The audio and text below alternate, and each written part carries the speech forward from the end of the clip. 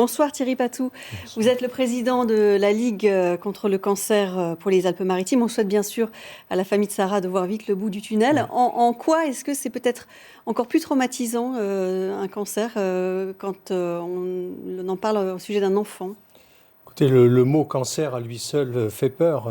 C'est un mot qu'on n'osait pas prononcer il y a quelques années encore, hein.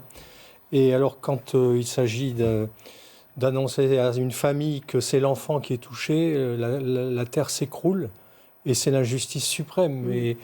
Et malgré ce que vient de dire le médecin dans le reportage qui précède, on en guérit, mais le cancer est encore bien trop souvent associé à la mort.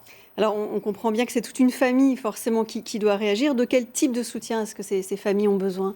Alors nous, à la Ligue contre le cancer, nous proposons aux gens qui viennent nous voir gratuitement, hein, du soutien psychologique avec des psychologues spécialement formés à l'écoute et au dialogue, du soutien financier parce que c'est parfois pour un ménage en situation précaire des sommes qu'on ne peut pas débourser en séjour, en transport. Donc on les aide financièrement. Ce matin encore, nous avions une commission où on a donné de l'argent à des familles, et puis des groupes de parole, et puis tout ce qu'on fait pour accompagner ces enfants pendant leur séjour à l'hôpital, où on leur achète des cadeaux à Noël, on offre des jeux vidéo, on offre des moyens de communiquer avec leur famille quand ils sont dans leur chambre. Et justement, le lien familial est évidemment fondamental. Comment les aider? Parce que tous les parents n'habitent pas à proximité d'un hôpital. Il y a le problème de l'hébergement.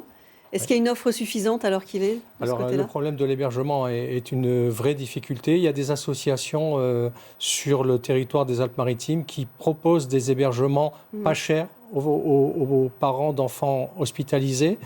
Et puis, nous mettons, nous, à disposition des tablettes pour qu'ils puissent communiquer avec leur famille, avec leurs camarades, avec leurs professeurs, leurs instituteurs, via Internet. Un mot très rapide, parce que la Ligue participe aussi au financement de la recherche, notamment certains projets à Nice. Peut-être juste un exemple rapide? Alors, il n'y a pas longtemps, nous avons remis un chèque qui nous a été donné par une famille qui avait fait une collecte à l'occasion d'un enterrement, ni fleurs ni couronne, mais une collecte, à une équipe de chercheurs de l'Archer, une équipe de chercheurs qui fait des recherches sur une leucémie extrêmement particulière.